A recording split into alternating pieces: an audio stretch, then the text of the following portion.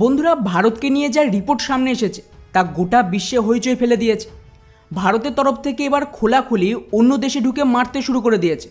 আর already শুধুমাত্র পাকিস্তানের ভেতরে অফিসিয়াল রিপোর্ট অনুযায়ী 20 জন টপ আতঙ্কবাদীদের যে লিডার তাদেরকে খতম করা হয়েছে, যাকে ভারত সরকার নিজেই স্বীকার করেছে ইনডাইরেক্টলি।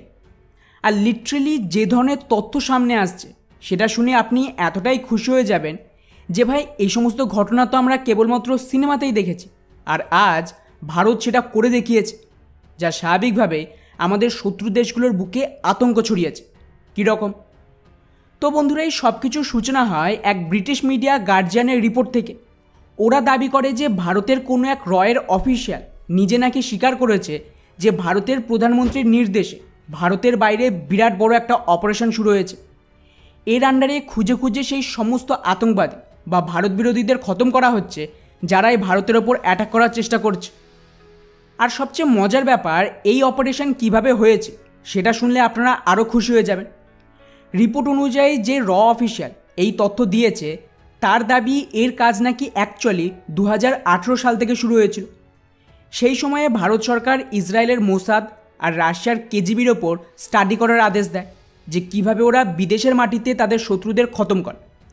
এর ঠিক পরে আপনাদের হয়তো মনে আছে যে সৌদি আরবের যে লিডার মানে মোহাম্মদ বিন সালমান, তো তার নির্দেশে একটা জার্নালিস্ট জামাত কাশেগির হত্যা করা হয়, যে অ্যাকচুয়ালি একজন র্যাডিক্যাল জেহাদি ছিল এবং MBS সৌদির যে ইসলামিক নিয়মকে পাল্টাচ্ছে সেটা তার পছন্দ ছিল না।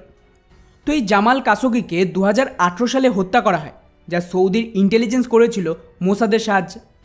আর বলা হচ্ছে যে এই হত্যার পরে ভারত সরকার এটাকে ফলো করে এবং টপ অফিসিয়ালদের মধ্যে গোপনে একটা মিটিং হয়, যেখানে প্রধানমন্ত্রীর নির্দেশ ছিল যে কিভাবে এর থেকে ভারত শিখতে পারে এবং আমরাও দেশের বাইরে এই ধরনের অপারেশন চালাতে পারি। তো এর ওপরেও কাজ করার একটা ডিরেক্ট নির্দেশ আসে PMOর অফিস থেকে। আর এই সব কিছুর মাঝেই আবার পরের বছরে মানে 2019-এই ভারতে পুলওয়ামার অ্যাটাক হয়, যেখানে আমাদের 40 জনের বেশি জওয়ান শহীদ হয়। এবং দাবি অনুযায়ী এই হামলার পর সরকারের নির্দেশে ভারতীয় স্পাই এজেন্সির সাথে মিলে একটা নতুন পলিসি তৈরি করা হয়, যার নাম ন্যাশনাল সিকিউরিটি অ্যাক্ট। আর এর আন্ডারে এখানে সিদ্ধান্ত নেওয়া হয়েছিল যে ভারত, পাকিস্তান সহ সমস্ত দেশে নিজেদের ইন্টেলিজেন্সের যে ইউনিট তাকে স্ট্রং করবে, আর এই সমস্ত আতঙ্কবাদীদের খুঁজে খুঁজে বিদেশের মাটিতেই শেষ করা হবে। কিন্তু সবচেয়ে ইন্টারেস্টিং বিষয় হলো পাকিস্তানের ঘটনা। এই রিপোর্টে দাবি করা হচ্ছে যে পাকিস্তানের ভেতর যে অপারেশন চলছে তার কেন্দ্র কিন্তু ভারত নয়, বরং UAE। আর আপনারা জানেন যে দুই দেশের মধ্যে সম্পর্ক ঠিক কতটা স্ট্রং। তো UAEকে বেস বানিয়েই ভারতীয় এজেন্সি ওখানে থাকা সমস্ত পাকিস্তানের বড় বড় গ্যাংস্টার বা ওদের যে লোকাল ক্রিমিনাল রয়েছে তাদেরকে এখানে সামিল করে। ওদের টার্গেট অনুযায়ী প্রত্যেককে কোটি টাকা দিয়ে পাকিস্তানে পাঠানো হয় এবং ওদের যে পুরো গ্যাং রয়েছে তারা ভারতের হয়ে এই সমস্ত অপারেশন চালায়।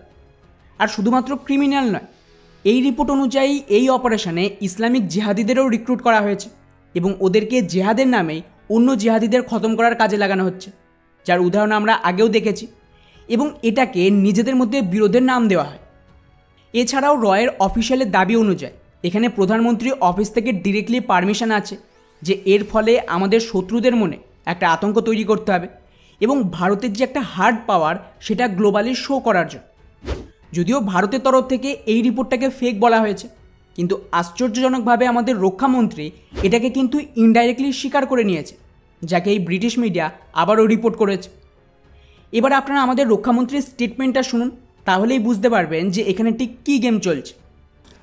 अभी कल ही जो है गार्डियन, फॉरेन पब्लिकेशन है गार्डियन, उसमें एक आर्टिकल आया है। उसमें कहा है, उस आर्टिकल ने कहा है कि जो है भारत ने पाकिस्तान की धरती में 20 लोगों को, 20 इंडिविजुअल्स को, टेररिस्ट को जो है पिछले कुछ सालों में मारा है, उन्हीं की धरती में जाके मारा है।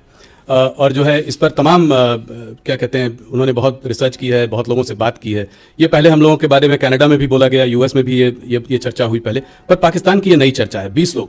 तो इसको आप कैसे देखते हैं कि ये क्या, उस आर्टिकल में ये भी कहा है कि जो है भारत जो है KGB और मुसाद से जो है काफ़ी इन्फ्लुएंस्ड है, तो उनकी भी जो इंटेलिजेंस एजेंसी है, रॉ वगैरह इस तरीके का काम कर रही है। कोई स्लीपर सेल है UAE में, उसने जो है इसमें उसका रोल रहा है। और 20 लोगों को, मतलब एक आध लोग नहीं, 20 टेररिस्ट को जो है हमने कुछ सालों में मारा है। 20 टेररिस्ट को मारा? हाँ जी, मतलब टेररिस्ट कह लीजिए, लोगों कह लीजिए, पर वहाँ उनकी धरती में मारा है। कोई भी टेररिस्ट हमारे पड़ोसी देश से भारत को डिस्टर्ब करने की कोशिश करेगा जी, यहाँ पर भी आतंकवादी हरकतें करेगा, तो उसका मुंह तोड़ जवाब देंगे। यदि वो भागकर पाकिस्तान में जाएगा तो पाकिस्तान में घुस कर मारेंगे।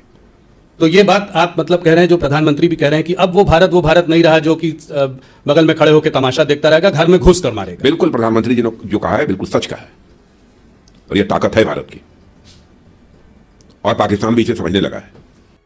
তো শুনলেন, এই জার্নালিস্ট যখন ওনাকে প্রশ্ন করে যে ব্রিটিশ মিডিয়া এই সমস্ত দাবি করেছে, এটা কি সত্যি, অথচ উনি কিন্তু ডিরেক্টলি এটাকে রিজেক্ট করেনি যেটা ফেক। উনি বলছেন যে আতঙ্কবাদীরা পাকিস্তানে যদি পালিয়েও যায় তাহলে আমরা ওখানে গিয়েও মেরে আসবো, অর্থাৎ ইনডাইরেক্টলি এটাকে সাপোর্ট দিয়েছে। আর স্বাভাবিকভাবেই এটা তো স্পষ্ট যে ভারত সরকার কী চাইছে, কেননা এখানে যে র অফিসিয়াল ব্রিটিশ মিডিয়াকে এই সমস্ত তথ্য দিয়েছে এমনটা ওরা দাবি করছে, সে কিন্তু কোনো দিনই যদি র অফিসিয়াল হয়ে থাকে সরকারের পারমিশন ছাড়া এই সমস্ত ইনফরমেশান মিডিয়াকে দেবে না। তো ডেফিনেটলি সরকার হয়তো চাইছে এগুলি পাবলিক হোক এবং বিশ্বে একটা মেসেজ যাক অ্যাকচুয়ালি আমরা কি করছি, বা বলতে পারেন যে এটা ভারতের একটা ক্ষমতার প্রদর্শন। কারণ অফিসিয়ালি যদি ভারত সরকার এগুলিকে অ্যাকসেপ্ট করে নেয় তাহলে আজকের পরিস্থিতিতে দাঁড়িয়ে ভারতের জন্য সমস্যা আছে, কিন্তু ইনডাইরেক্টলি এটা প্রচার করা হচ্ছে বিদেশি মিডিয়ার দৌলতে। ওদিকে আবার পাকিস্তানের আইএসআই ব্রিটিশ মিডিয়াকে যে তথ্য দিয়েছে তার মতে ওদের কাছেও নাকি প্রপার প্রমাণ রয়েছে যে কীভাবে এই 20 জন আতঙ্কবাদী লিডারকে ভারত এখানে শেষ করেছে। আর শুধু তাই নয়, এখানে 20টা আতঙ্কবাদীর নাম পাকিস্তানের আইএসআই অফিসিয়ালি অ্যাকসেপ্ট করেছে, কিন্তু রিয়ালিটিতে এই সংখ্যা নাকি আরও বেশি। স্পেসিফিক্যালি বললে 2023 সালে ভারত মোটামুটি 15 জন আতঙ্কবাদীদের যে লিডারশিপ তাদেরকে শেষ করেছে। আর এই অপারেশন অ্যাকচুয়ালি শুরু হয়েছিল 2020 সালে। আর এবছরেও বেশ কয়েকটা আরও আতঙ্কবাদী লিডার মরার খবর এসেছে, যা অফিসিয়ালি অ্যাকসেপ্ট করা হয়নি।